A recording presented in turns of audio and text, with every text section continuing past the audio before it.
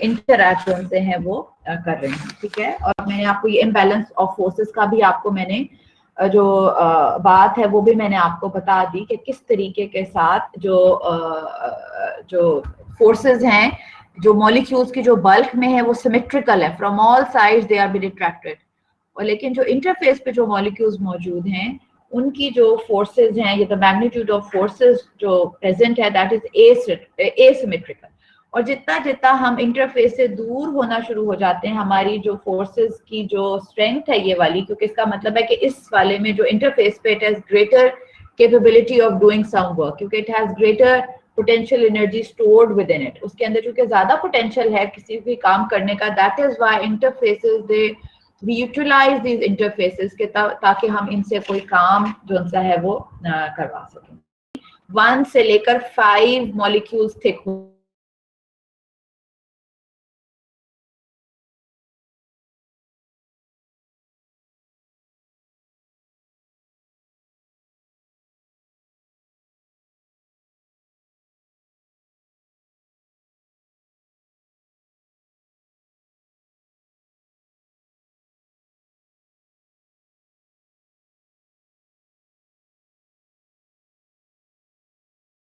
Balanced surface forces जो सी हैं वो आपको नजर आती हैं एब्जॉर्प्शन के लिए। ये जरूरी है, जिसकी वजह से क्या होता है कि जो सरफेस के ऊपर मॉलिक्यूल्स हैं they possess high surface energy, क्योंकि इम्बैलेंस हो गया, नीचे की तरफ से वो ड्रैग हो रहे हैं, ऊपर की तरफ से उनके ऊपर कोई फोर्स, उनको कोई चीज पकड़ने के लिए कोई मॉलिक्यूल नहीं है।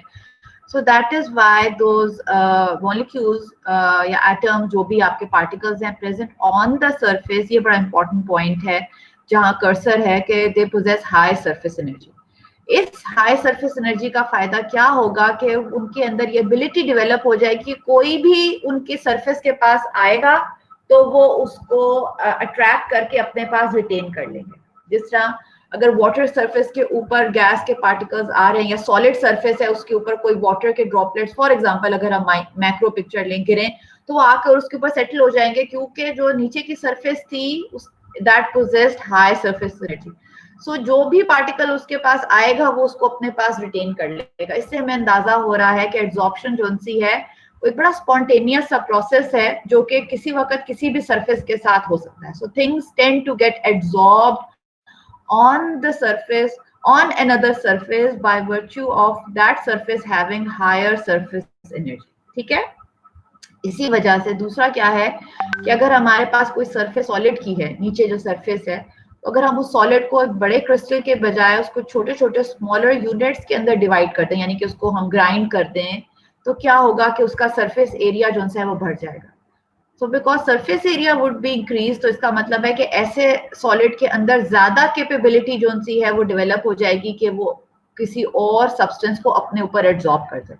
So instead of having one big chunk of solid, if that is divided into or it is crushed, the surface area would increase because now there would be more surface area because surface to volume ratio increase हो गई। तो इसकी वजह से क्या होगा कि absorption जो सी है वो भी इंक्रीज हो जाएगी। इसी वजह से आपको याद है जब आप लोग सॉल्यूशंस बनाते हैं तो कई दफा कोई सॉल्ट्स वाला क्रिस्टल फॉर्म में होते हैं तो कहा जाता है कि छोटे छोटे उनको या तो क्रश कर लें, तो जितना पाउडर्ड होगा उतना वो बेहतर जो सा डिसॉल्व होगा। सो यहाँ पे भी वही बात है। So greater the surface area more would be the absorption. दूसरा क्या कि हमें पता चल ही गया है कि ये सरफेस फिनोमेना है। तीसरी बात, चौथी बात जो लिखी हुई है कि जितनी ज्यादा कोई सरफेस रफ होगी, यानी compare to a smooth surface, rough surface जितनी होगी एब्जॉर्प्शन जो उनसे उतनी ही ज्यादा उस सरफेस पे होगी, क्योंकि उसके अंदर उतने ही कोई ग्रूव्स होंगे, कोई उसके अंदर इनपरफेक्शंस होंगी। तो जितने ज्यादा सरफेस रफ होगी the phenomena of absorption would be more. जितनी ज्यादा सरफेस स्मूथ होगी उतनी ही एब्जॉर्प्शन जो सी है कंपैरेटिवली टू अ रफर सरफेस जो सी है वो कम हो जाएगी, ठीक है।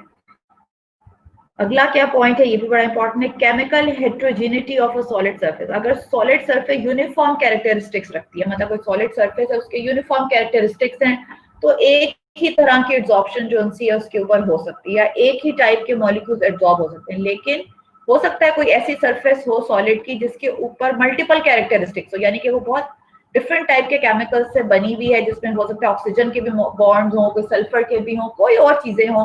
सो अगर कोई सॉलिड सरफेस हेट्रोजीनियस कैरेक्टरिस्टिक्स रख सकती है तो उसका फायदा ये होगा कि डिफरेंट तरह की एड्सॉर्प्शन भी हो सकती है, डिफरेंट तरह के मॉलिक्यूल्स आकर उस पर अट्रैक्ट भी कर सकते हैं, उसके ऊपर सेटल डाउन भी हो सकते हैं, और एक ही तरह की सरफेस जो सी है वो डिफरेंट तरह की एड्सॉर्प्शन जो सी है वो प्रोवाइड कर सकती है।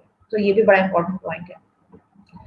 एड्सॉर्प्शन दो तरीकों से हो सकती है, यानी कि फिजिकल फोर्सेस जो कि आपकी सिंपल वैन डर वाल फोर्सेस है उसके थ्रू भी सब्सटेंसेस अट्रैक्ट हो सकते हैं किसी सरफेस पे, और अगर स्ट्रॉन्ग किस्म की एड्सॉर्प्शन होनी हो तो केमिकल लिंकेजेस जो से हैं वो भी बन सकते हैं। इन दोनों के बारे में अभी हम देखेंगे क्या होता है आगे।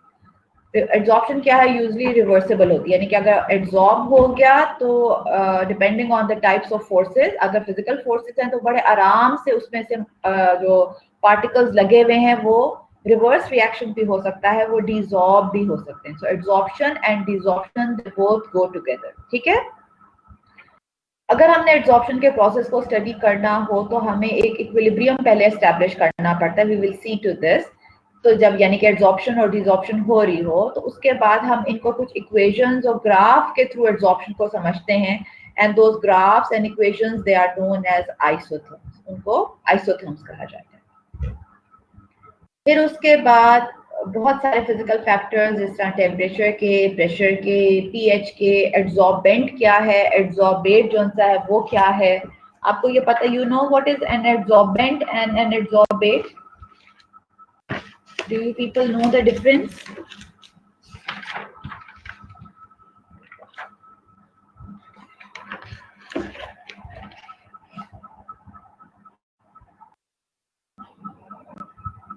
जो आपका एड्सॉर्बेंट होता है ना,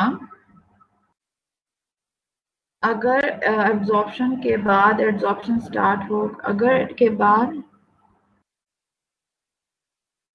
अगर एड्सॉर्प्शन के बाद एब्जॉर्प्शन स्टार्ट हो गई हो तो उसमें भी नहीं, डीसॉर्प्शन जो सी है वो फिनोमेना चूंकि एड्सॉर्प्शन के साथ लिंक्ड है, तो जो चीज एब्जॉर्ब हो जाती है उसका डीसॉर्प्शन से कोई ताल्लुक नहीं होगा, क्योंकि वो तो बल्क में चलेगी ना।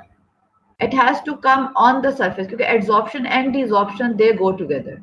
Absorption and adsorption are two different phenomena. In one, everything goes into the bulk के अंदर चलेगी, लेकिन इसके अंदर एब्जॉर्प्शन में क्या होता है, everything has to remain on the surface. So अगर जो चीज सरफेस पे है वही जो सी है जो चली गई, एब्जॉर्ब हो गई, वो तो अंदर चलेगी, वो फिर एड्सॉर्प्शन का हिस्सा नहीं बनेगी। अगर वो एड्सॉर्प्शन का हिस्सा नहीं बनी तो फिर वो डिसऑर्प्शन में कैसे इन्वॉल्व होगी? ठीक है Roma, because both of them are different phenomena.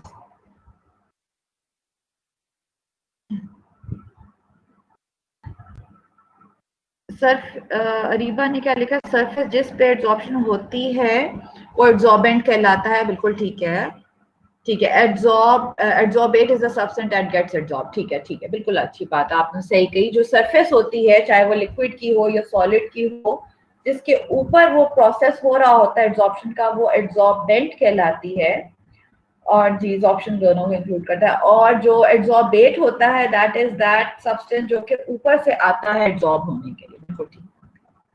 अच्छा, अब क्या है कि rate of adsorption increases steadily and reaches equilibrium, यानी कि एब्रप्ट फिनोमेना नहीं होता, ग्रेजुअली जो सा है वो एड्सॉर्प्शन होती जाती है। हर जो साइट है एड्सॉर्बेंट की वो ग्रेजुअली जो सी है वो इन्वॉल्व होना शुरू होती है, लेयर्स जो सी हैं वो बनना शुरू होती हैं। सिंगल लेयर में भी एड्सॉर्ब हो सकते हैं, मल्टी लेयर्स में भी एड्सॉर्ब हो सकते हैं, जब तक के इक्विलिब्रियम नहीं आ जाता। इक्विलिब्रियम का मतलब ये है कि जिस रेट पर एड्सॉर्प्शन होगी उसी रेट पर डिसऑर्प्शन भी हो रही होती है। Adsorption and desorption they are going side by side. जिस तरह इक्विलिब्रियम में होता है कि forward reaction is equal to the backward reaction, इसी तरह एड्सॉर्प्शन अगर फॉरवर्ड रिएक्शन है तो डिसऑर्प्शन जो है उसका बैकवर्ड रिएक्शन होगा। सो इक्विलिब्रियम पे दोनों जो से हैं वो प्रोसेसेस जो से वो हो रहे होते हैं।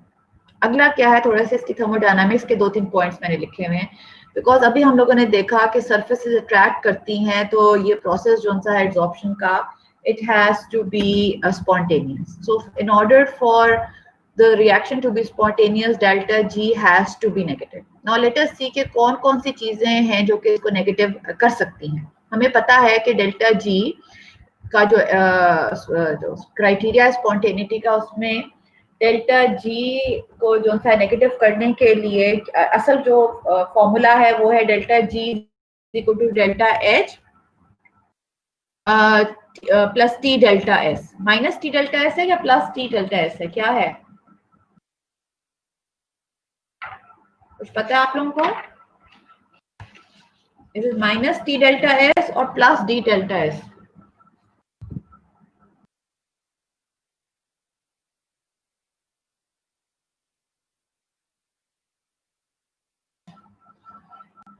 ठीक है, बिल्कुल सही, बिल्कुल सही। अच्छा अब क्या, बिल्कुल ठीक है, सही है।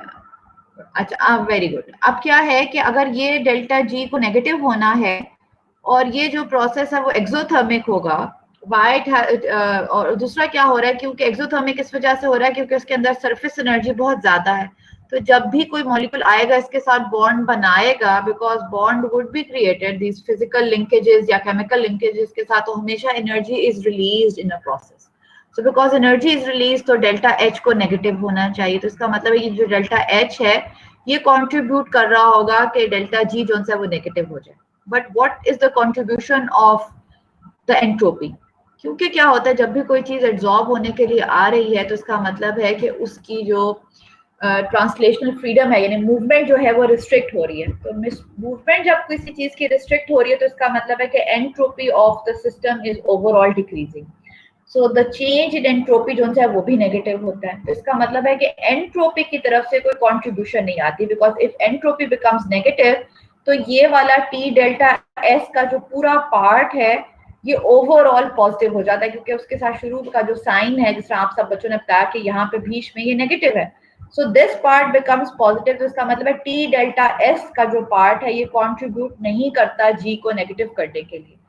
सो either way delta H has to be negative, तो ये एक्सोथर्मिक रिएक्शन हो जाता है। और अब हमें पता है क्योंकि लिंकेजेस क्रिएट होते हैं, बॉन्ड्स बनते हैं, because bonds are formed, that is why heat is released, और इसकी वजह से डेल्टा एच जो नेगेटिव होता है। सो ये डेल्टा एच जो है नेगेटिव या एक्सोथर्मिक होकर ये कंट्रीब्यूट करता है toward the spontaneity of delta G. ये समझ में आ गई बात बेटा आप लोगों को? Can I move to the next slide बच्चों?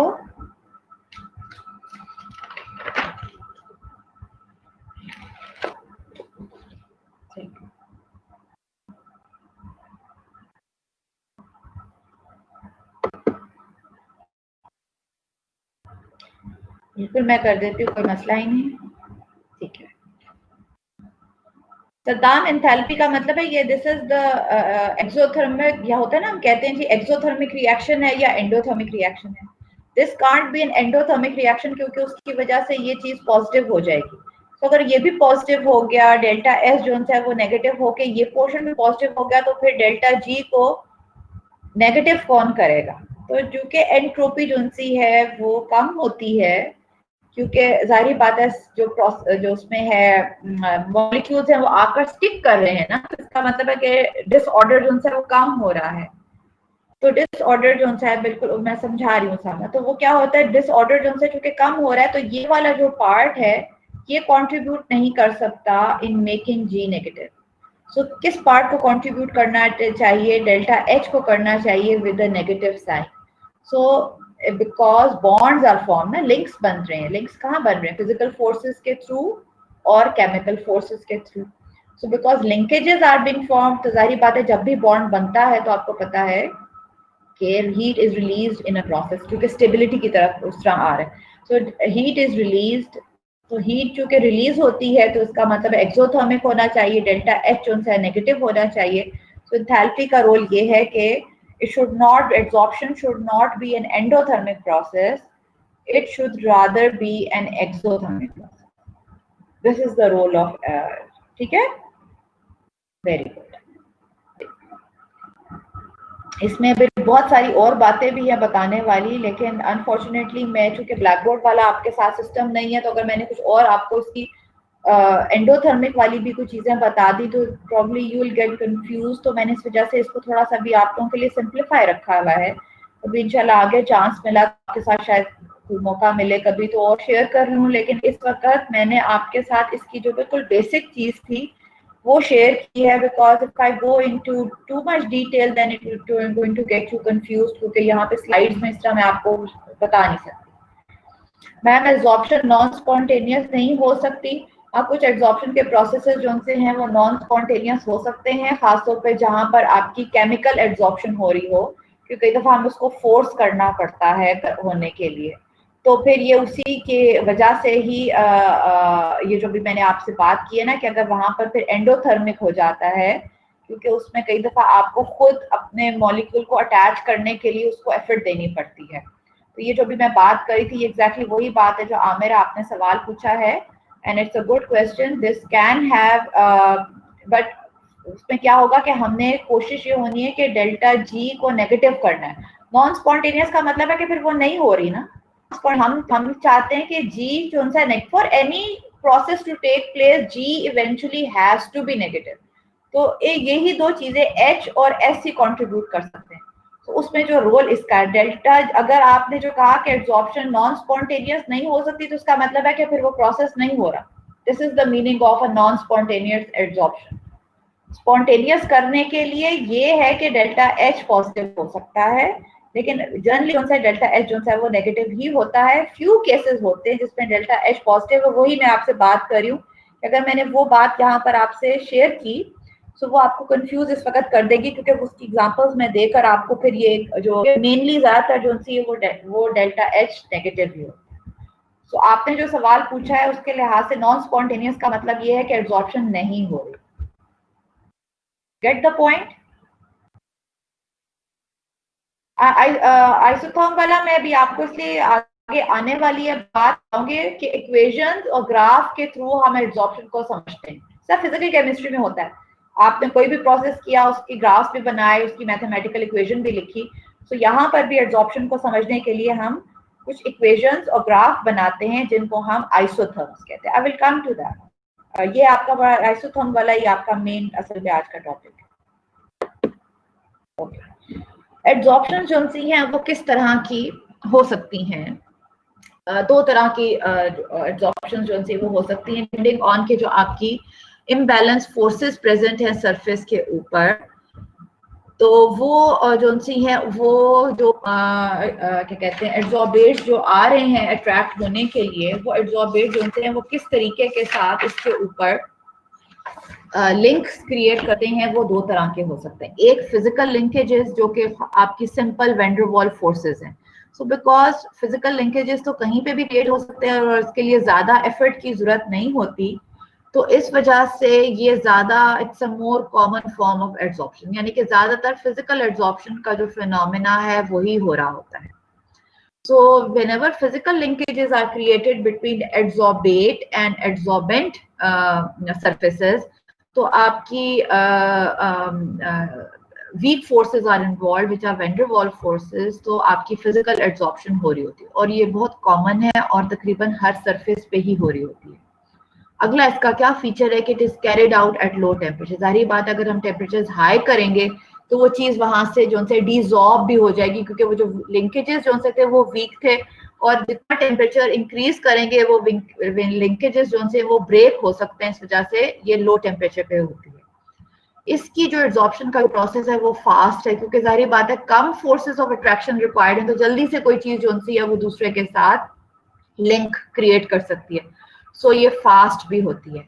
नॉन सिलेक्टिव का मतलब है क्योंकि वीक फोर्सेस इन्वॉल्व है, हर चीज का लिंक जो है वो वीक फोर्सेस के साथ है, तो इसका मतलब है किसी भी सरफेस पे कोई भी चीज जो है वो आकर अट्रैक्ट हो सकती है। तो इस वजह से सिलेक्टिव नहीं है कि जिसको खास पार्ट मॉलिक्यूल ही आएगा, कोई खास किस्म का ही एब्जॉर्बेट आएगा, कोई खास किस्म की गैस ही आएगी तो एब्जॉर्प्शन हो सकती है। नॉन सिलेक्टिव का मतलब है कि any type of absorbent can get absorbed on any kind of adsorbent. So क्योंकि इंटरमॉलिक्यूलर इंटरेक्शन जो सी हैं वो वीक होती हैं, तो जब भी एड्सॉर्बेट आता है एड्सॉर्बेंट पे एड्सॉर्ब होने के लिए, तो उसका जो मॉलिक्यूलर स्ट्रक्चर है वो इतना बदलता नहीं, क्योंकि वीक फोर्सेस है उसके अपने कोई केमिकल बॉन्ड्स जो से हैं वो नहीं टूटते। तो एड्सॉर्बेट जो सा है वो जिस कंडीशन के अंदर या जिस मॉलिक्यूल जिस हालत के अंदर होता है वो उसी तरह ही अपनी आइडेंटिटी जो सा है वो मेंटेन करता है। Low absorption heat and absorbed substances are easily separated. Again, because the weak weak forces are involve, जिस तरीके से एब्जॉर्प्शन हुई है, अगर डिजॉर्प्शन भी होनी होगी तो बड़े आराम से ये वाले जो सब्सटेंसेस हैं ये उसके ऊपर से डिजॉर्ब भी हो सकते हैं। और एक लेयर नहीं, बहुत सारी लेयर्स, यानी कि मल्टी लेयर्स ऑफ मॉलिक्यूल्स जो एड्सॉर्बेट के हैं, they can reside on the surface of the adsorbate, क्योंकि सबका लिंक जो सा है वो इन वीक वैन डर वाल फोर्सेस की वजह से। ठीक है, now let's look at some characteristics of chemisorption. chemisorption जो सी है, चूंकि वो स्पेसिफिक है, क्योंकि केमिकल बॉन्ड्स बनने हैं, तो इसका मतलब है कि स्पेसिफिक हो गई कि हर सरफेस के ऊपर केमिकल ऑप्शन नहीं हो सकती। ज्यादातर जहां पर कैटलिस्ट इन्वॉल्व होते हैं, जब आप कैटालिसिस करते हैं, हम कहते हैं ना कैटलिस्ट के इज प्रोवाइड्स सरफेस जहां पर कोई मॉलिक्यूल जो है वो आकर कैटलाइज होता है, तो जनरली स्पेसिफिक हो जाती है, किसका मतलब है कि हर मॉलिक्यूल जो है वो केमिकल बॉन्ड्स नहीं बनाता, ज्यादातर वो फिजिकल लिंकेजेस बनाता है। So this process includes the formation and destruction of chemical bond, यानी कि एड्सॉर्प्शन और डिसॉर्प्शन दोनों के लिए केमिकल बॉन्ड्स बनेंगे और टूटेंगे। चूंकि बनेंगे और टूटेंगे और ज्यादा एफर्ट चाहिए, ज्यादा लिंक स्ट्रॉन्ग है, तो एड्सॉर्प्शन की हीट जो है वो भी ज्यादा चाहिए, because more effort is not required. और जब आप टेम्परेचर इंक्रीज करेंगे तो एब्जॉर्प्शन इंक्रीज होगी, क्योंकि हायर टेम्परेचर जो उनसे हैं वो फैसिलिटेट करते हैं केमिकल बॉन्ड्स का बनना, क्योंकि पहले पुराने बॉन्ड्स टूटते हैं फिर नए बॉन्ड्स बनेंगे, यानी कि एड्सॉर्बेट जो है वो अपने पहले पुराने बॉन्ड्स तोड़े ताकि वो नए बॉन्ड्स बनाए विद द एड्सॉर्बेंट। तो इसकी वजह से टेम्परेचर जो है वो हायर रिक्वायर्ड है। क्योंकि ये केमिकल प्रोसेस हो रहा होता है तो इसके लिए एक्टिवेशन एनर्जी भी चाहिए होती है, क्योंकि जब भी कोई केमिकल प्रोसेस हो रहा होता है, अभी आपने पीछे काइनेटिक्स पढ़ के आए हैं, तो उसमें आपने देखा कि एक्टिवेशन एनर्जी का जो एक बैरियर है उसको क्रॉस करना होता है। So because now everything chemical is involve, तो वो सारे के सारे प्रोसेसेस के साथ जो केमिकल जो टर्मिनोलॉजीज और सारी जो उसकी डिटेल्स हैं, they get involve. So activation energy की भी जरूरत होती है, because chemical linkages are form, तो इसका मतलब एक ही लेयर बन सकती है, क्योंकि पहली एक ही लेयर है जो कि एड्सॉर्बेट की, जो कि एड्सॉर्बेंट के साथ अपना केमिकल लिंक क्रिएट कर सकते हैं, because this is actually a link between one surface and another surface. तो एक सरफेस दूसरी सरफेस के साथ एक ही लिंक बना सकती है। तो केमिसॉर्प्शन इस तरह फिजिसॉर्प्शन से डिफरेंट है कि जहां वहां मल्टी लेयर्स बन सकती हैं, यहाँ पर हाँ डिसऑप्शन हो सकती है, लेकिन जनरली जब केमिसॉर्प्शन हो जाती है तो वो प्रोसेस कई दफा इरिवर्सिबल भी हो जाता है। ठीक है, हालांकि उसको रिवर्स कर सकते हैं लेकिन वो इरिवर्सिबल होता है। So these are some of the differences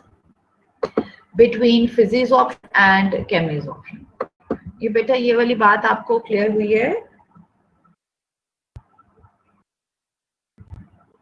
You have any question or can I move to the next slide?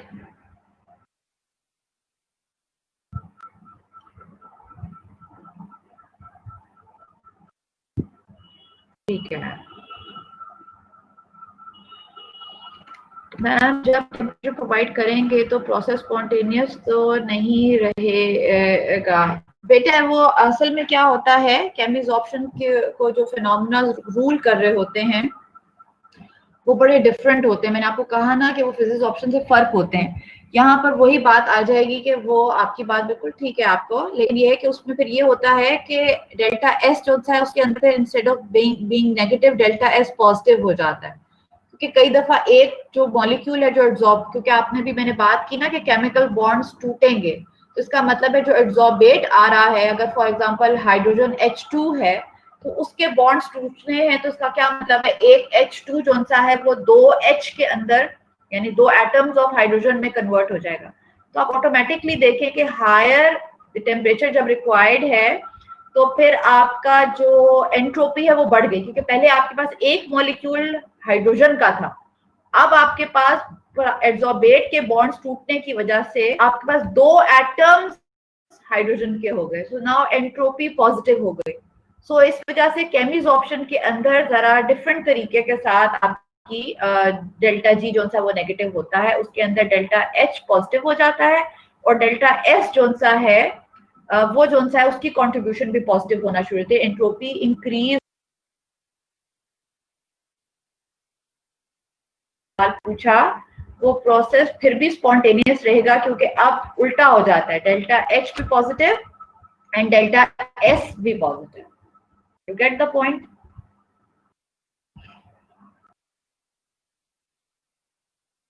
Aamir, ठीक है।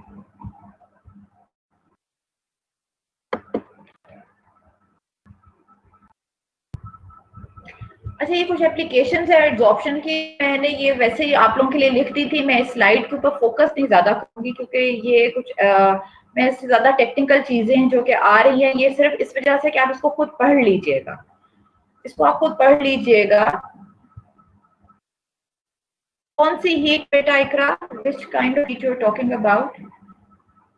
More amount of energy is required for chemoabsorption to take place, that is the meaning, ठीक है। so please ये application वाली slide जो सी है ये बिल्कुल बस मैंने ऐसे ही डिस्क्रिप्टिव सी छोटी सी लिख दी थी, इसको जरा आप खुद पढ़ लीजिएगा। अच्छा जी, आइसोथर्म्स पे जरा थोड़ा सा आ जाते हैं कि आइसोथर्म्स मैंने भी आपको थोड़ी देर पहले बताया कि कुछ इक्वेशंस हैं और जाहिर बात है उन्हीं इक्वेशंस की बेसिस के ऊपर कुछ ग्राफ जो हैं वो बनते हैं। तो जब भी हम लोगों ने एब्जॉर्प्शन को पढ़ना होता समझना होता है तो हमें इंफॉर्मेशन क्या चाहिए होती है कि कितना मटेरियल जो सा है वो किन कंडीशंस के अंदर, क्योंकि सबसे ज्यादा इंपॉर्टेंट कंडीशन जो सी हैं वो प्रेशर और टेम्परेचर की हैं जब हम गैस को यूज कर रहे हैं। और यहाँ कुछ स्पेलिंग्स गलत हैं, ये मैं ठीक कर दूंगी। और जब हम किसी सरफेस के ऊपर लिक्विड को एब्जॉर्ब कर रहे होते हैं तो जाहिर बात है इंस्टेड ऑफ प्रेशर फिर हम कंसंट्रेशन यूज करते हैं। So pressure temperature for gases and concentration and temperature for solutions या लिक्विड, जब भी इनको एब्जॉर्ब करना होता है तो हम इंफॉर्मेशन आइसोथर्म्स से हमें ये मिलती है कि कितना मटेरियल जो सा है वो एब्जॉर्ब हुआ है एड्सॉर्बेंट की जो सरफेस है उसके ऊपर एट ये इस प्रेशर या इस टेम्परेचर पे या इस कंसंट्रेशन और इस टेम्परेचर पे। तो इस वजह से इन इक्वेशंस को या इन ग्राफ्स को जिनके थ्रू हम ये इंफॉर्मेशन लेते हैं they are known as isotherms. Isotherms they are, so whenever a process of adsorption takes place, so उसको हम एक ग्राफ के थ्रू स्टडी करते हैं और ये जो ग्राफ्स होते हैं they are known as adsorption isotherms. अब ये देखें आइसोथर्म का वर्ड आपने पहले भी बॉयल्स लॉ में भी पढ़ा होगा, जहां पर आपको ये पता चलता है कि temperature has to remain constant. अभी हमने पिछली स्लाइड में हम लोगों ने ये देखा कि ये टेम्परेचर स्पेसिफिक होती है, जब हम टेम्परेचर को इंक्रीज या डिक्रीज करेंगे तो एड्सॉर्प्शन जो सी है वो इफेक्ट जो सी हो जाती है, क्योंकि ज्यादा टेम्परेचर करेंगे तो फिजिक्स ऑप्शन के अंदर जो पार्टिकल्स एब्जॉर्ब हुए हैं वो वहां से रिमूव होना शुरू होंगे बिकॉज लिंक जो सा है वो वीक होता है। तो इस वजह से टेम्परेचर स्पेसिफिक जो सी होती है, तो इस वजह से जब आपने प्रैक्टिकली एब्जॉर्प्शन करनी हो तो it is carried out at a particular temperature. That is why जो ग्राफ्स बनते हैं जो कि डिफरेंट फॉर्म्स के होते हैं डिपेंडिंग के किस तरह के आपके एब्जॉर्बेट्स हैं, कैसे आपके एब्जॉर्बेंट्स हैं। सो इन ग्राफ्स को इस वजह से एड्सॉर्प्शन आइसोथर्म्स कहलाया जाता है। सो एड्सॉर्प्शन आइसोथर्म्स आर ग्राफ्स और कर्व्स जो कि एक्सप्रेस करते हैं कि आपका किस तरह कोई अमाउंट जो कि एड्सॉर्ब हुई हुई है वो प्रेशर के साथ या कंसंट्रेशन, जो भी, अगर आप गैस है तो प्रेशर लेंगे, अगर आप लिक्विड्स हैं तो आप जाहिर बात है कंसंट्रेशन लेंगे या वॉल्यूम लेंगे, तो वो जो है उसके साथ वो किस तरह जो सी है वो वेरी करती है। So this is what is shown over here. So this is the different types of graphs जो से हैं वो हैं, हमने सारे तो नहीं करने लेकिन मैं आपको एक या दो तरह की जो वैरायटीज हैं वो मैं आपको बताऊंगी। अच्छा जी, अभी थोड़ी देर पहले हम लोगों ने ये जिक्र किया था कि एड्सॉर्प्शन और डिसॉर्प्शन जब हो रही होती है तो एक इक्विलिब्रियम जो है एस्टैब्लिश होता है। इक्विलिब्रियम का मतलब है कि जब भी आपकी एड्सॉर्प्शन कंप्लीट हो जाती है, कोई सरफेस कवर हो जाती है, तो आपके जो पार्टिकल्स हैं वो एक दो वापस डिसॉल्व भी हो रहे होते हैं, और जो डिसॉल्व हुए हुए हैं या ऊपर अगर बल्क ऑफ दैट एड्सॉर्बेट के अंदर मौजूद हैं तो वो वापस आकर अटैच भी हो रहे होते हैं। तो ये दोनों प्रोसेस जो से ये हो रहे होते हैं। सो व्हाट इज हैपनिंग कि between the adsorbate and the adsorbent एक डायनामिक इक्विलिब्रियम जो है वो एस्टैब्लिश हो जाता है कि एड्सॉर्ब मॉलिक्यूल जा भी रहे हैं और डिसॉर्ब जो से होकर वो वापस भी आ रहे हैं। सो एक एड्सॉर्प्शन और डिसॉर्प्शन के दरमियान एक इक्विलिब्रियम डेवलप हुआ है। बिकॉज एक इक्विलिब्रियम डेवलप हुआ है तो हम एक इक्विलिब्रियम कांस्टेंट जो एड्सॉर्प्शन का है, नीचे एडीएस लिखा हुआ है फॉर एग्जांपल, वो हम एस्टैब्लिश कर सकते हैं कि जो आपका प्रोडक्ट है जो कि एड्सॉर्ब स्पीशी है और जो ये वाला ए है ये आपका रिएक्टेंट यानी कि जो डिसॉल्व हुआ है उसके दरमियान. सो an equilibrium can be established between the adsorbed molecule and a desorbed molecule. ये जब इक्विलिब्रियम आपका स्टैब्लिश हो जाता है तो ये जो मैंने पीछे आपको बातें बताई उनको जरा मैंने थोड़ा सा मैथमेटिकल एक्सप्रेशन के थ्रू लिखा हुआ है. हमें ये पता चलता है कि कोई भी गैस या कोई भी पार्टिकल जो एब्जॉर्ब हुआ है एक सरफेस पे वो किन किन चीजों पे डिपेंड करता है. ये वो चीज शो करती है. It is a function of का मतलब होता है एफ जो सा है ये मैथ्स के बच्चों को पता होगा उसको कहा जाता है this thing this property is a function of this this this this this. ठीक है. सो आपकी जो ओवरऑल जो एब्जॉर्प्शन है it is a function of what कि कितनी क्वांटिटी गैस की एब्जॉर्ब हुई यानी कि ए. अगर आपने कोई गैस ली हुई है तो प्रेशर इंपॉर्टेंट हो जाएगा. अगर आपने कोई लिक्विड लिया हुआ है तो जाहिर बात है कंसंट्रेशन यहाँ पर आ जाएगी. और तीसरी चीज जो सी है वो बेसिकली आपका टेम्परेचर होता है. सो चूंकि आप एब्जॉर्प्शन आइसोथर्म्स के अंदर amount of material absorbed a को फाइंड आउट कर रहे होते हैं as a function of temperature क्योंकि आपने टेम्परेचर को कांस्टेंट रखा हुआ होता है.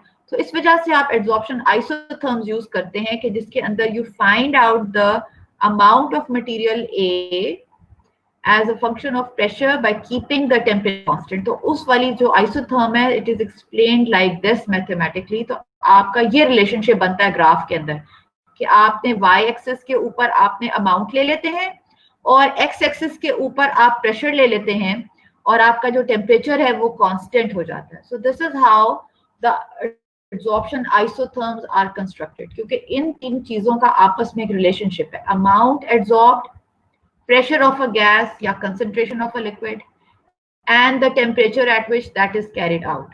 So because these three things are related, so whenever we want to construct an adsorption isotherm, हम टेम्परेचर को कांस्टेंट कर देंगे क्योंकि एब्जॉर्प्शन जो है वो टेम्परेचर डिपेंडेंट होती है. इस वजह से अमाउंट एब्जॉर्ब्ड और प्रेशर ऑफ दैट गैस और कंसंट्रेशन ऑफ दैट लिक्विड जो भी आप यूज कर रहे हो उसके दरमियान एक ग्राफ जो सा है वो बनता है. ये आपको बात समझ में आई है बेटा?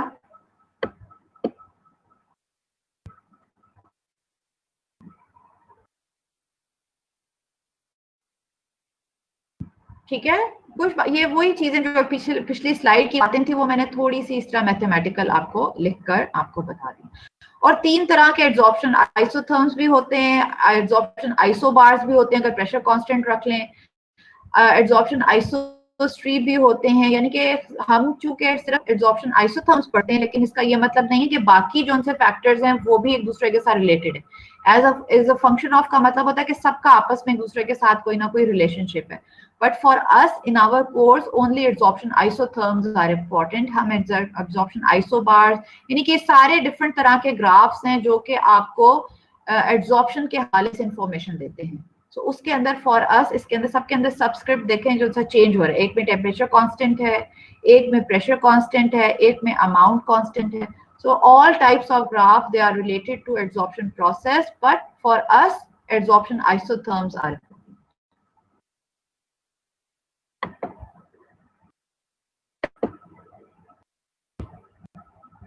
ओके. अब हमें पता चल गया जब कि हमारे पास जो एब्जॉर्प्शन आइसोथर्म है वो क्या होता है कि it is actually a relationship between the amount of the material absorbed. इस स्लाइड को जरा जूम कर देती हूँ कि amount of the material absorb और जो प्रेशर जिस पे हो रहा है. और ये बिल्कुल बॉयल्स लॉ की तरह आपको ये लग रहा होगा कि डिफरेंट टेम्परेचर पे जो टेम्परेचर देखें इंक्रीज कर रहा है. सी T1 से T2 और T3 तो आपको नजर आ रहा है कि एब्जॉर्प्शन जो उनसे है वो भी डिक्रीज हो रही है क्योंकि हाई टेम्परेचर के ऊपर जो एब्जॉर्बेट्स हैं वो उसके ऊपर से डिसोसिएट होके बिकॉज फोर्सेस इन्वॉल्व होती हैं वीक तो वो जो है वो आराम से ऊपर से उतर जाता है. तो जितना टेम्परेचर लो होगा उतनी जो सी एब्जॉर्प्शन जो सी है उसका जो कर्व है आपको वो देखें ऊपर लाया किया हुआ है. जो टेम्परेचर इंक्रीज कर रहा है आपको एब्जॉर्प्शन कर्व्स जो से हैं या एब्जॉर्प्शन आइसोथर्म्स जो से हैं वो आपको नीचे एक दूसरे के लाए हुए आपको नजर आ रहे हैं. ठीक है. You have understood this graph और दिस पॉइंट?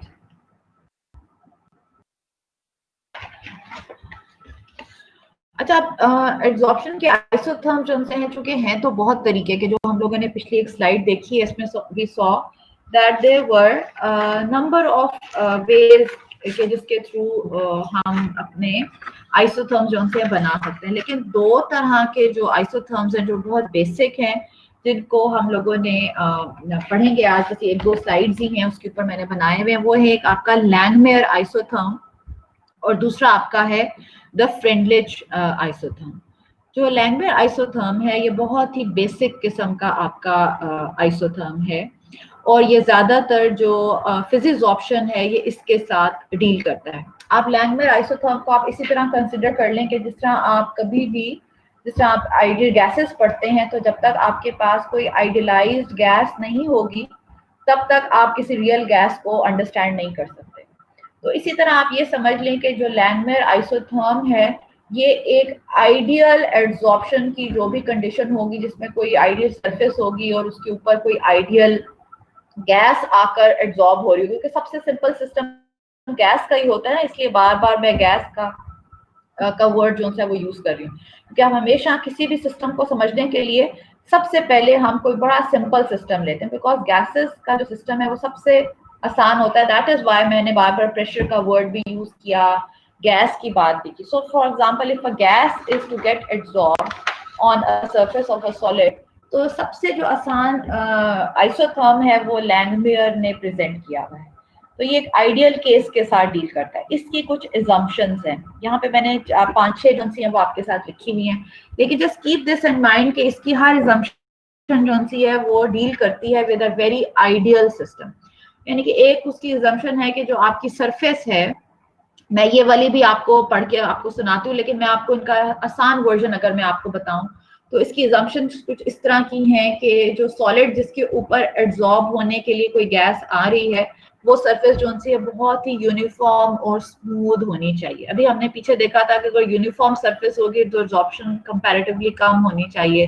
जितने इनपरफेक्शंस होंगी, जितने कोई ग्रूव्स होंगे, जितनी कोई सरफेस इनहोमोजीनियस होगी, एब्जॉर्प्शन जो है और भी ज्यादा हो जाती है। लेकिन चूंकि आइडियल कंडीशन तो यही है कि आपकी हर चीज परफेक्ट हो, तो इस वजह से चूंकि लैंगमेयर आइसोथर्म डील भी आइडियल कंडीशन के साथ करता है, तो पहली शर्त ये होनी चाहिए है उसकी कि the surface of the absorbent it should be very smooth and uniform. अगली असम्पशन क्या है उसकी, कि जो लेयर्स जो बन रही हो एब्जॉर्बेट की, वो मोनोलेयर हो, यानी कि सिंगल लेयर के अंदर एब्जॉर्प्शन जो सी हो होनी चाहिए। और वो क्या कहता है कि आपस में भी जो एब्जॉर्बेट के मॉलिक्यूल्स हैं उनके दरमियान कोई इंटरेक्शन नहीं होनी चाहिए, जिस तरह आइडियल गैस में होता है। The particles of an ideal gas they have no interactions for each other. This is the same case कि गैस जो एब्जॉर्ब होने के लिए आ रही है उनके भी आपस में कोई इंटरेक्शन नहीं होनी चाहिए, ठीक है, क्योंकि अगर इंटरेक्शन उनकी आपस में होगी तो जाहिर बात है वो उस फोर्स के साथ जो सरफेस है सॉलिड की उसके ऊपर स्टिक नहीं कर सकेंगे, क्योंकि उनके आपस में इंटरेक्शन होगी, ठीक है। So they should be aloof of each other. फिर वो क्या कहता है लैंगमेयर के जो इक्विलिब्रियम है वो भी बिटवीन एड्सॉर्प्शन और डिसॉर्प्शन जो सा है वो एस्टैब्लिश जो सा है वो हो जाना चाहिए। और कुछ बातें हैं वो जो कि यहाँ पर लिखी हुई हैं, वो भी मैं आपके साथ शेयर कर लेती हूँ। वो क्या है, let's see what is written on this slide.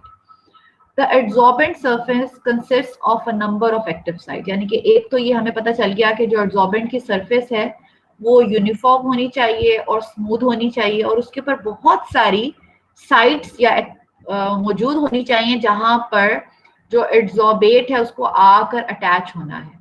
और एक और बात भी है कि एक साइड के ऊपर एक ही मॉलिक्यूल जो सा है एड्सॉर्बेट का वो अटैच हो सकता है, यानी कि दो मॉलिक्यूल अटैच नहीं हो सकते। One site is available for one. जिस तरह क्लासरूम में हर चेयर जो सी है वो एक स्टूडेंट के लिए मौजूद है, इसी तरह जो सॉलिड सरफेस है एड्सॉर्बेंट की उसके ऊपर एक ही हर जो साइट है एक्टिव साइट वो जो सी है एक ही एड्सॉर्बेट का जो मॉलिक्यूल है उसके लिए अवेलेबल है, एक से ज्यादा वहां पर नहीं आ सकते, ठीक है। No lateral interaction between the adsorb molecule, ये वो वाली बात कि जो मॉलिक्यूल्स ऑफ द गैस हैं जो एड्सॉर्ब होने के लिए आ रहे हैं उनके आपस में कोई इंटरेक्शन उनके नहीं होनी चाहिए। जो एड्सॉर्प्शन और डीसॉर्प्शन है उसके दरमियान एक इक्विलिब्रियम जो सा है वो भी इस्टेब्लिश होना चाहिए। This is the meaning of the third point जो कि मैं भी आपको बता चुकी हूँ। जब भी एड्सॉर्प्शन होगी सिर्फ मोनो लेयर ही बनेगी। ये भी एक आइडियल कंडीशन है कि एक से इससे ज्यादा डिफरेंट जो लेयर्स हैं वो आपकी नहीं बन सकती। और अगली बात कि जब लैंगमेयर के कॉन्सेप्ट के मुताबिक या according to the assumptions presented by Langmuir, जब कोई भी आइसोथर्म बनेगा यानी इक्वेशंस बनेंगी या ग्राफ बनेगा तो वो क्या शो करेगा कि एक इक्विलिब्रियम एस्टैब्लिश हुआ है between the adsorbed and the desorbed species दोनों के दरमियान। जिस तरह का पीछे हमने के इक्विलिब्रियम अभी बनाया था ए एड्सॉर्ब्ड डिवाइडेड बाय ए के दरमियान, तो उसकी बेसिस के ऊपर हम आइसोथर्म जो से हैं वो कंस्ट्रक्ट करेंगे। Is this point clear, students?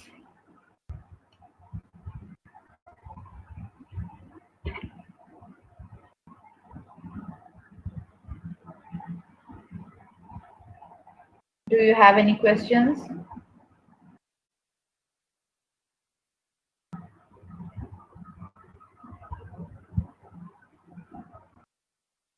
ठीक है, लास्ट वाला बड़ा आसान है। लास्ट वाला ये है कि अभी हम लोगों ने जो पीछे, मैं पिछली स्लाइड पे जाती हूँ ना, ये वाला जो इक्विलिब्रियम बनाया था ना, k is equal to a absorbed over a, तो लैंगमेयर की बेसिस पे ये है कि पहले ये इक्विलिब्रियम बनाकर आप एक इक्विलिब्रियम कांस्टेंट जो सा है वो फॉर्मुलेट करेंगे और इस इक्विलिब्रियम कांस्टेंट की बेसिस पर अब आप इक्वेशंस बनाएंगे जो कि मैंने आगे अगली स्लाइड पे आ रही हैं। So you will make equations because you have to discuss absorption mathematically and graphically. तो ग्राफ और मैथमेटिक्स के लिए जाहिर बात है कोई बेसिस होनी चाहिए। So here the basis is कि there has to be an equilibrium between the adsorbed and the desorbed species. When that equilibrium is reached, then you find out the equilibrium constant.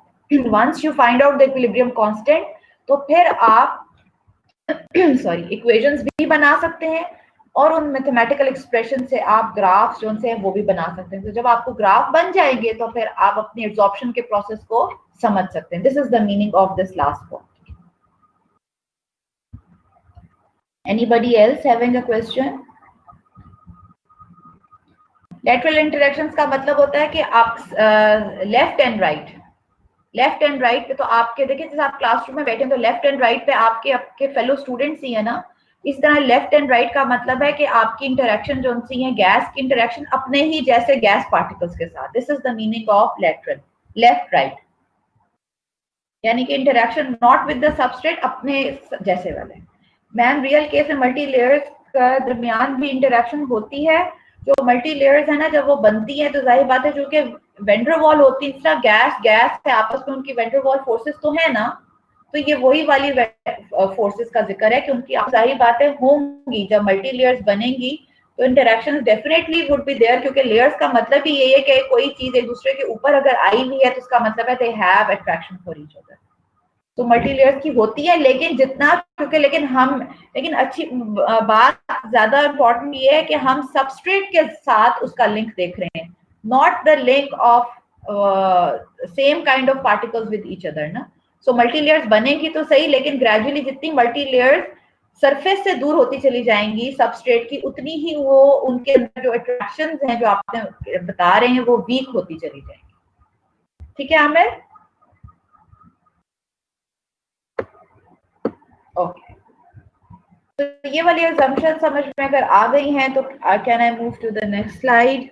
Okay, now don't get scared, बिल्कुल भी परेशान नहीं होना कि ये क्या madam ने बना दिया। ये देखिए मैंने वही जो आपके साथ अभी एड्सॉर्ब्ड और डीसॉर्ब्ड वाला था ना, खाली ए, उसको मैंने थोड़ा सा जरा, क्योंकि अब हमने सबस्ट्रेट को इंक्लूड कर दिया, उसी इक्विलिब्रियम को मैंने आपके साथ शेयर किया in order to come to the Langmuir isotherm. क्या है कि जब भी एड्सॉर्प्शन का प्रोसेस होगा तो अगर आपके पास गैस फेज के ऊपर मॉलिक्यूल ए है और आपकी जो सरफेस है सॉलिड की फॉर एग्जांपल उसके ऊपर जो साइट अवेलेबल है वो एस कहलाती है, तो जब आपकी कोई भी सरफेस ऑक्यूपाई हो जाएगी यानी कि वो जो सरफेस है उसके ऊपर मॉलिक्यूल आ जाएगा, so that can be represented by S A, यानी कि यहाँ पर अलग गैस फेज का एक एड्सॉर्बेट, आपकी सरफेस जो सी वो एड्सॉर्बेंट एस, और जब वो ऑक्यूपाई हो गई यानी एब्जॉर्प्शन हो गई तो एस ए जो सा बन जाएगा। यानी कि दिस इज द रिएक्शन, पहले खाली सबस्ट्रेट, खाली गैस का मॉलिक्यूल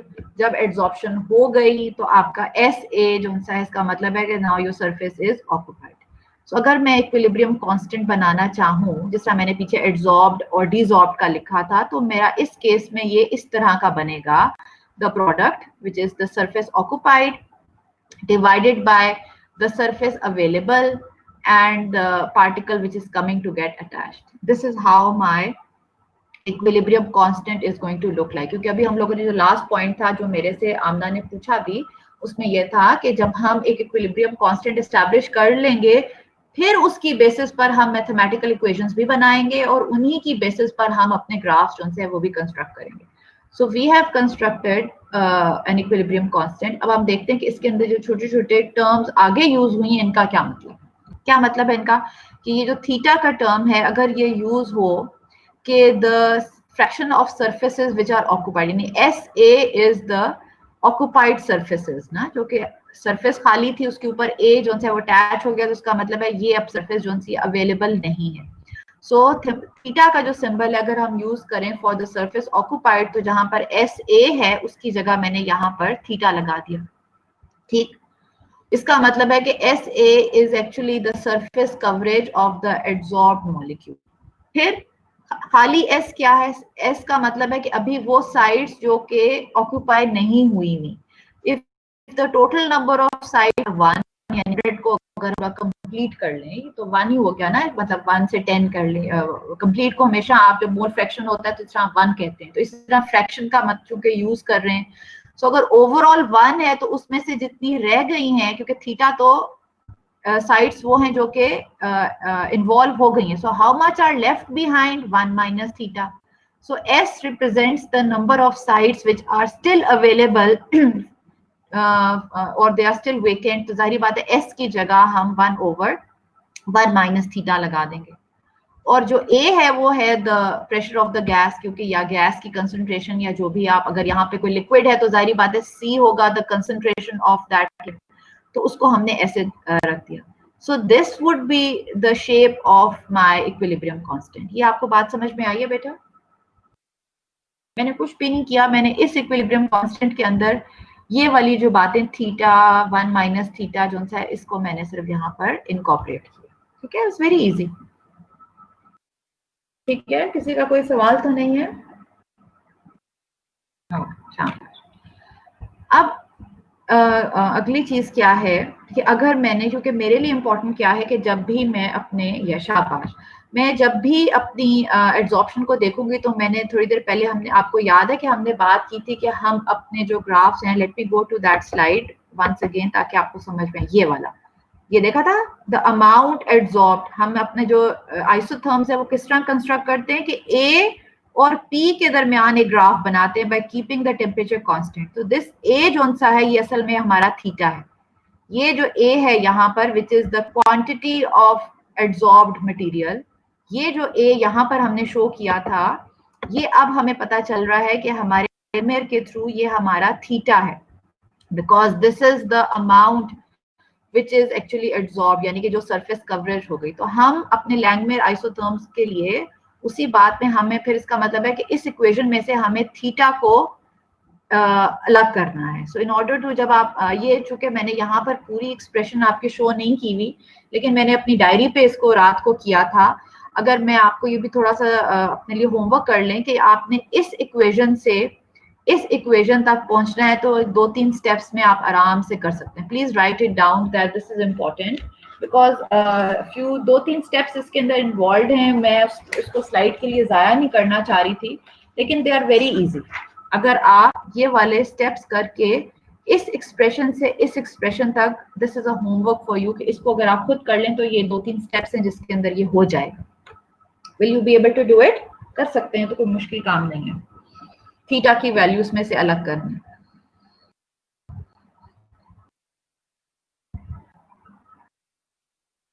ठीक है, कर लेंगे आप, आई नो, क्योंकि जब मैंने भी इसको बड़ा आराम से कर लिया था, the steps are written in front of me, लेकिन मुझे उसको यहाँ पर रख के उसको मैं इतनी सारी इक्वेशन को स्पेस जाया नहीं कर सकती थी. So please do this as a homework कि घर बैठकर इसको जरा थोड़ा सा इसमें कन्वर्ट कर लें, ताकि हमें पता चल जाए कि हमने सरफेस कवरेज, क्योंकि हमारे लिए इंपॉर्टेंट है एब्जॉर्प्शन पढ़ने के लिए कि सरफेस कवर कितनी हुई है. सो अब क्या होता है कि वाया लैंगमेर जो इक्वेशन है वो हमारी ये वाली फाइनली बन जाती है. इसमें थीटा इज इक्वल टू के which is the constant, the concentration या प्रेशर गैस का 1 प्लस के ए ये बन जाती है. And look at the graph, जो लैंगमेर आइसोथर्म है दैट इसमें एक theta the surface coverage it is plotted against pressure. शुरू में प्रेशर कम है क्योंकि आहिस्ता आहिस्ता, आपको हमने ये भी शुरू में पढ़ा था एब्जॉर्प्शन का क्या क्राइटेरिया होता है कि ग्रेजुअली स्टेडीली बिल्डअप होती है आहिस्ता, ये नहीं कि एब्रप्ट से एकदम से सारे साइट्स जो फिल हो गए. See how this gradually rises. So when a graph is constructed between theta and pressure, you see that at the beginning when the pressure is really very low, hardly any surface is covered. देखिए तो कोई भी cover नहीं होगी, लेकिन gradually जो आप और adsorbate add करते चले जाते हैं, ये gradually जो सा है ये बढ़ता चला जाता है जब तक कि ये हॉरिजॉन्टल नहीं हो जाता. हॉरिजॉन्टल का क्या मतलब है कि now all the surface is covered. ये सारा का सारा इक्विलिब्रियम जो है बिटवीन एड्सॉर्प्शन एंड डीसॉर्प्शन जो है वो यहाँ पर एस्टेब्लिश हो गया. तो फिर आप यहाँ से इसको एक्स्ट्रापोलेट करके जो रेड लाइन है, आप यहाँ से सरफेस कवरेज जो सी है वो आप फाइंड आउट जो है वो कर सकते हैं. ठीक है. अब ये जो स्टीपनेस ऑफ द ग्राफ है ये बड़ी इंपॉर्टेंट है. एक तो हमने पीछे देखा जब आपका टेम्परेचर डिफरेंट होगा तो ये जो उनसे आइसोथर्म्स है ये किस तरह होंगे. जो हायर टेम्परेचर पे ये आइसोथर्म नीचे लाए करेगा, लो टेम्परेचर पे ये आइसोथर्म जो है ऊपर लाए करेगा. इसी तरह जो स्टीपनेस ऑफ दिस लाइन है वो भी बड़ी इंपॉर्टेंट है. अगर ये ज्यादा स्टीप होगी तो इसका मतलब है कि बड़ी स्ट्रॉन्ग और अच्छी एब्जॉर्प्शन हो रही है.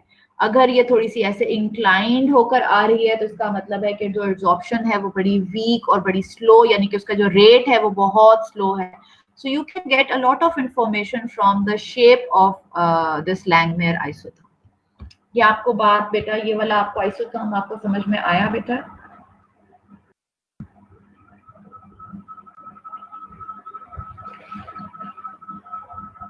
Is it clear to all of you students?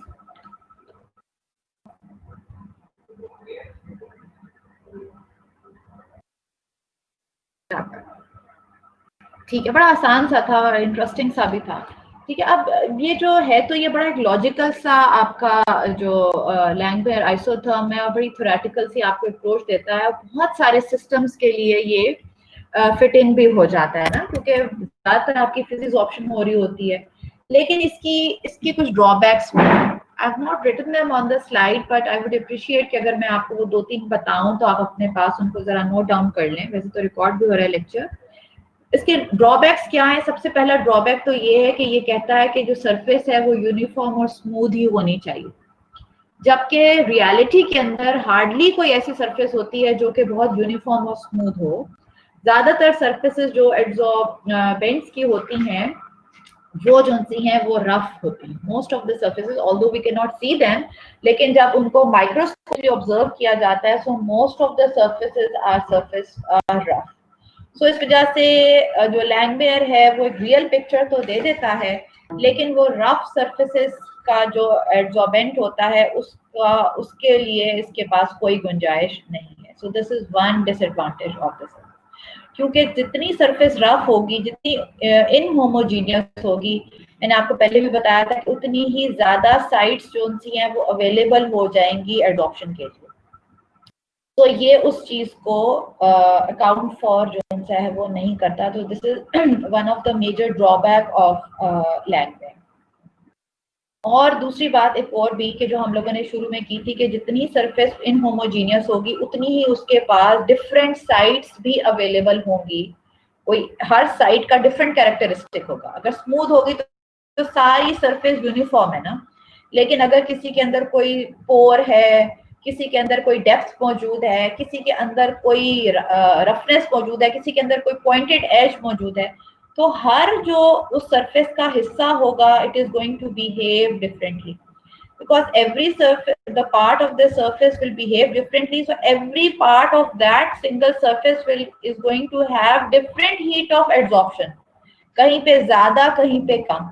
लेकिन ये चूंकि कहता है कि हर सारी सरफेस स्मूथ होनी चाहिए, तो सब सरफेस की हीट ऑफ एब्जॉर्प्शन जो है वो एक ही होगी। सो ये भी बहुत बड़ा ड्रॉबैक है इसका कि ये थर्मोडायनामिक्स को भी प्रोबेबली उस तरह एक्सप्रेस ना कर सके कि ये हर चीज को बहुत आइडियली जो सा है लैंगवेयर जो सा है वो लेता है।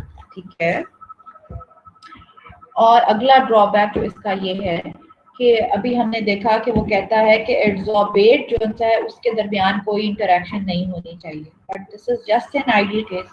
You know the real gases they do interact with each other, वो आपस में इंटरैक्ट करती हैं, डायरेक्टली एक दूसरे के साथ इंटरैक्ट करती हैं। जब वो इंटरैक्ट करेंगी तो उसका क्या नुकसान होगा? उसका नुकसान ये होगा कि जिस तरह एक आइडियल गैस ने अगर आकर किसी सरफेस पे अटैच होना है या डिटैच होना है वो फुल फोर्स के साथ करेगी, लेकिन सिनेरियो में when the particles will be interacting with each other तो वो उस स्ट्रेंथ के साथ सरफेस के ऊपर एब्जॉर्बेंट की सरफेस के ऊपर इंटरैक्ट नहीं करेंगे, थोड़ा सा थोड़ा सा वीकली करेंगे।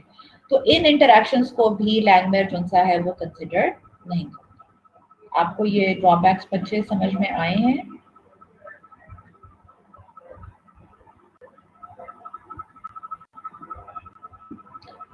स्टूडेंट्स ठीक है, शाबाश। दो ड्रॉबैक्स दो बताए जिसको मैंने काफी डिटेल में आपको बताया कि एक एड्सॉर्बेंट का, एक एड्सॉर्बेट का। एड्सॉर्बेट वही जो बातें assumptions में लिखी हुई थी, शाबाश, गुड गर्ल्स गुड बॉयज, बिल्कुल वहीं से ही ये मैंने आपको इसके ड्रॉबैक्स जो से वो भी बता दी। ठीक है, सेकेंड आइसोथर्म, और ये लास्ट स्लाइड भी है आज आपकी। अच्छा, वो किस तरह के, ये जो दूसरा आइसोथर्म है वो क्या है? This is known as the Freundlich isotherm. Freundlich जो आइसोथर्म है वो अब क्या है कि ये जिस तरह लैंगमेयर एक आपके उसको आमिर ऐसा करेंगे, जो ही मीटिंग एंड होगी ना I will join once again. मैं इस वजह से कह रही हूँ क्योंकि सॉरी आइडियल को फ्रेंडलिश जो सा है वो आपके मैं आप लोगों के सवालों के जवाब लेक्चर के बाद दूंगी। ठीक है, फातिमा दोबारा पूछिएगा मेरे से। फ्रेंडली जो है वो रियल सिनेरियो को शो करता है, जैसे आपको पता है ना हमेशा आइडियल कंडीशन एक ही है और बाकी सारी रियल है। इसी तरह लैंगमेयर एक आइडियल कंडीशन है और उसकी बेसिस के ऊपर अब बाकी सारी जो आइसोथर्म्स हैं या कंडीशन। दूसरी बात ये है फ्रेंडलिश आइसोथर्म की कि ये जो लैंगमेयर था वो थ्योरेटिकल कॉन्सेप्ट था, जो फ्रेंडलिश आइसोथर्म का जो कॉन्सेप्ट है वो एम्पेरिकल है। एम्पेरिकल का मतलब है कि एक्सपेरिमेंटली डिराइव हुआ यानी इसकी जो इक्वेशंस बनी हुई हैं ये जो आपको okay now meeting is ending, I am going to join again और आप लोग करें। सो अब क्या हुआ कि एक्सपेरिमेंटली करने की वजह से ये वाली जो इक्वेशन जिसके ऊपर मेरा कर्सर इस वक्त मौजूद है, जो कर्सर जहां पे मौजूद है, this kind of equation comes from the Freundlich experiment. वो क्या है? x over m is equal to k।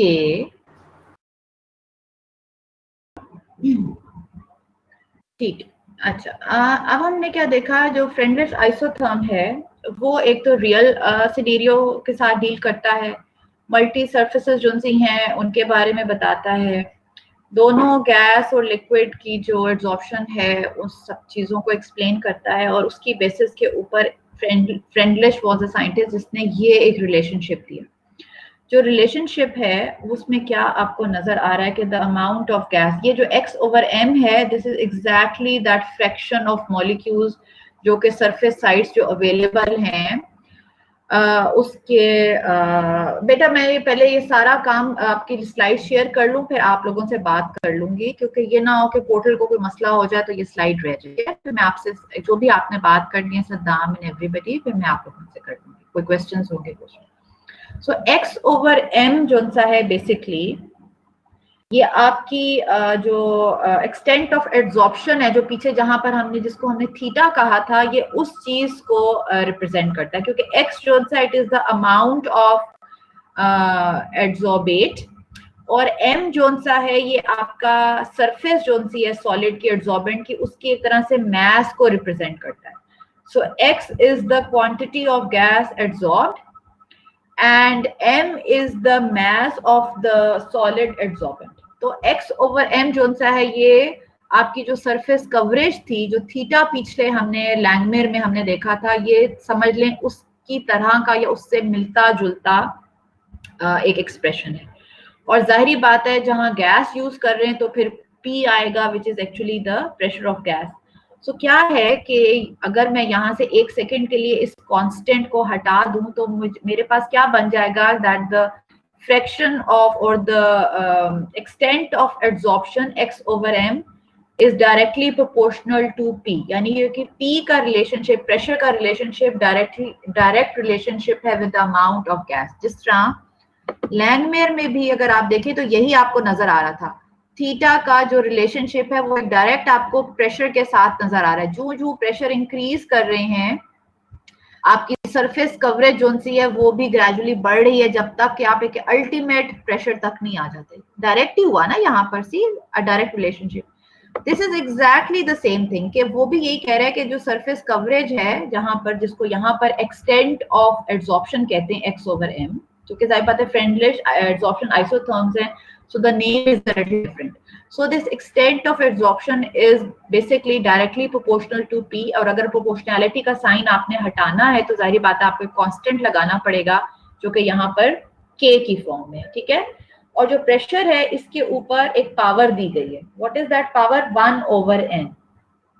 ये जो पावर है 1 over n, ये बेसिकली रेंज करती है, इसकी जो रेंज है फ्रॉम 0 to 1.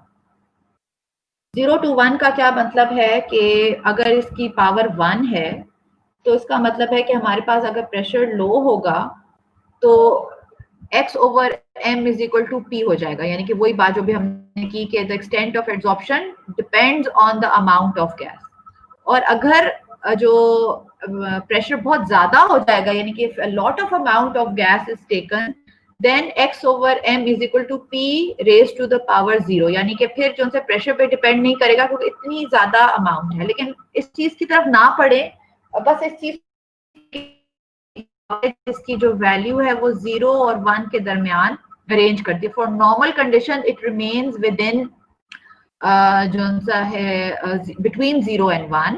और जो n है k की तरह, दिस स्मॉल n जो कि पावर में आपको डिनोमिनेटर में नजर आ रहा है, this is also a constant. ये दोनों आपको फ्रेंडलिश कांस्टेंट जो से इनको आप कहते हैं, और ये जो कांस्टेंट है ये टेम्परेचर डिपेंडेंट है, ठीक है. सो अगर इस इक्वेशन को इसका लॉग ले लिया जाए, so this would be the logarithmic form of this equation which is given below, ठीक है. This would be the logarithmic form of this equation. अगर आप इस इक्वेशन की logarithmic form को गौर से देखें तो ये क्या है? स्ट्रेट लाइन इक्वेशन है. y is equal to mx plus c. mx plus c. ये जो आपका log k है, this is the intercept. 1 by n is the slope. और जो x है वो आपका p है. Yes, slope की. और जो x over m है वो आपका y एक्सिस है. तो अगर आप गौर से देखें तो जिस तरह लैंगमेयर में थीटा और p के दरमियान ग्राफ था, फ्रेंडलिच के अंदर भी उसी से मिलता जुलता कुछ सिनेरियो आपको नजर आ रहा है. लेकिन because it is a straight line equation, तो क्या है कि ये आपको इसकी स्ट्रेट लाइन मिलेगी, ठीक है. अब आ जाएं कि वहां से आप कॉन्स्टेंट्स हैं वो दोनों की वैल्यू भी आप निकाल सकते हैं. अब इसकी कुछ लिमिटेशंस भी हैं. जिस तरह हर थ्योरी की कोई ना कोई लिमिटेशंस होती हैं, इसकी भी कुछ लिमिटेशंस हैं. सबसे पहले तो ये कि इसकी जो एप्लीकेबिलिटी है वो थोड़ी सी लिमिटेड है. लिमिटेड किस तरह के? ये गैस फेज में कम और जो लिक्विड फेज है उसके लिए ज्यादा अप्लाई की जाती है. हालांकि दोनों के लिए हो सकती है, लेकिन ज्यादा एप्लीकेबिलिटी इसकी जो सी है ये सोल्यूशन फेज के लिए. और दूसरा ये है कि ये अनलिमिटेड प्रेशर जो है उसको लेती चली जाती है, विच इज रॉन्ग। कोई चीज भी अनलिमिटेड प्रेशर नहीं होता, कहीं ना कहीं जाकर there has to be a break. अगर इसको एक्सटेंड करते जाएं because is straight line, it will go on and on and on. लेकिन जबकि लैंगमेयर में क्या हो रहा है कि आखिर में एक थ्रेशोल्ड आ गया, ऐसे करके देखा हॉरिजॉन्टल हो गया। So, अगर आप इस इक्वेशन के थ्रू, ये जो फ्रेंडलिश वाली है इसके थ्रू अगर आप प्लॉट करना शुरू करेंगे तो क्या होगा कि this is going to go on and on. So this is basically क्या होता है कि एक तरह से कहा जाता है कि फ्रेंडलिश जो आइसोथर्म है वो बहुत ज्यादा हाई प्रेशर पे फेल हो जाता है, बिकॉज वो फिर अनलिमिटेड सरफेस कवरेज जो है वो देता चला जाता है। See the relationship. So these are some of the drawbacks and these are some of the limitations of both the वो। अब मैं अगर आपको थोड़ा सा दोनों का एक ओवरव्यू सा दे दूं कि हमने लैंगमेयर में देखा था कि वो थ्योरेटिकल कॉन्सेप्ट था, और फ्रेंडलिश का हम लोगों ने देखा कि वो एक एम्पिरिकल है, रिलेशनशिप है। और जो आपकी लैंगमेयर है उसने ये आपको बताया कि मैक्सिमम कवरेज उनसी हो सकती है और एक मोनोलेयर ही बन सकती है, और फाइनली एक थ्रेशोल्ड आ जाता है जो कि एक हॉरिजॉन्टल लाइन की फॉर्म में, इसके बियॉन्ड आपकी सरफेस के ऊपर सारी सारी है वो ऑक्युपाई हो जाती है। लेकिन फ्रेंडलिश का ये कुछ ड्रॉबैक कह लें या उसकी लिमिटेशन कह लें कि वो अपनी स्ट्रेट लाइन इक्वेशन के थ्रू हमें ये मैसेज देता है कि कोई रिस्ट्रिक्शन नहीं है। ये रिस्ट्रिक्शन नहीं है, keep on increasing the concentration and the surface will keep on increasing. हालांकि ऐसा हो नहीं सकता क्योंकि सरफेस की अपनी लिमिटेशंस होती हैं, जब साइड्स खत्म हो जाती हैं तो this has to come to an end. ठीक है। इसी तरह फ्रेंडलिश का जो ग्राफ है, because it is a straight line graph, तो उसका जो डेटा है एब्जॉर्प्शन का वो जरा आसान है फ्रेंडलिश की इक्वेशन के अंदर पुट इन करना और उसको अंडरस्टैंड करना।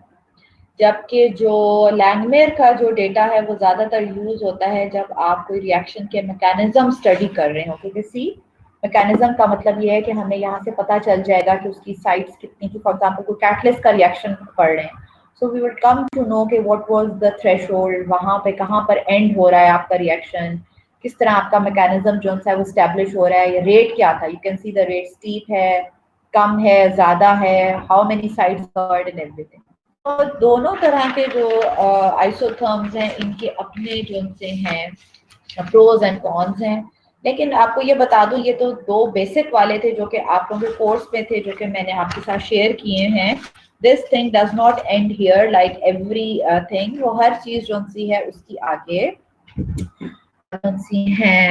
ये 1/n जो है ना Aamir, this is actually basically a constant k की तरह का, और ये रिप्रेजेंट ऑफ जो पावर है वो रेंज करती है फ्रॉम बिटवीन 0 एंड 1 होगी, यानी 1/n। n की भी तो इसका मतलब है ना कोई वैल्यू होनी चाहिए।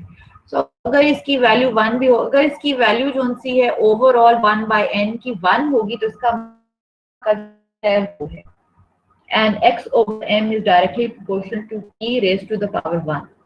और अगर आपकी प्रेशर की जो पावर है वो 0 होगी, इसका मतलब है कि आपके जो सरफेस कवरेज है वो इंडिपेंडेंट है ऑफ प्रेशर, यानी कि वो डिपेंड ही नहीं करती अगर पावर उसकी पी की 0 हो जाएगी। लेकिन जो इंटरमीडिएट केस है जिसके अंदर x/m is directly proportional to p raise to power 1/n, यानी 1/n का मतलब है कि it can have any value 0 and 1। तो ये असल में आइडियली जो सा है इंटरमीडिएट केस के अंदर जिसको यूजुअली यूज किया जाता है, ये इस तरह फॉलो किया जाता है। So this is actually the meaning of 1/n। तो ये n और k जो से कॉन्सेप्ट्स एक हैं, एनी पर्टिकुलर रिएक्शन जो उनसे ये उस रिएक्शन की जब एब्जॉर्प्शन हो रही होगी तो हर रिएक्शन का के अपने कुछ कांस्टेंट्स होंगे। So these are those constant जो कि आप यहाँ पर ग्राफ से आप निकाल सकते हैं इसको, और कोई इसका तरीका नहीं है। 1/n log p का कोई इफेक्ट होगा क्या मतलब उसामा? हाँ, प्रेशर का इफेक्ट तो है ना, क्योंकि that would affect how steep this line would be, whether it would be sharp, slope कम है ज्यादा है, this is going to affect that। Slope depend करती है ना, तो स्लोप को कैसा होना चाहिए, स्टीप होना चाहिए, तो इसका मतलब बड़ा फास्ट आपका रिएक्शन गया, इसको इंक्लाइंड होना चाहिए, तो इसका मतलब है स्लो था। तो वही तो बता रही, ज्यादा प्रेशर होगा कम प्रेशर होगा तो उस पर डिपेंड करता है ना। इधर भी तो ऐसे ही था, इफ द प्रेशर इज ज्यादा दे देंगे तो जाहिर बात एकदम से ये स्टीपली राइज करेगा। This is the meaning of that. ठीक है, एनी क्वेश्चन? ज्यादा जो सा हाई प्रेशर का मतलब है कि इतने ज्यादा है कि वो इस पे डिपेंड नहीं करता, जितनी भी साइड्स हैं वो फौरन फौरन फौरन फौरन जो सी हैं वो ऑक्यूपाई हो जाएंगी। It is independent of pressure, all of them would get occupied very quickly. Dependency खत्म हो गई। Madam assignment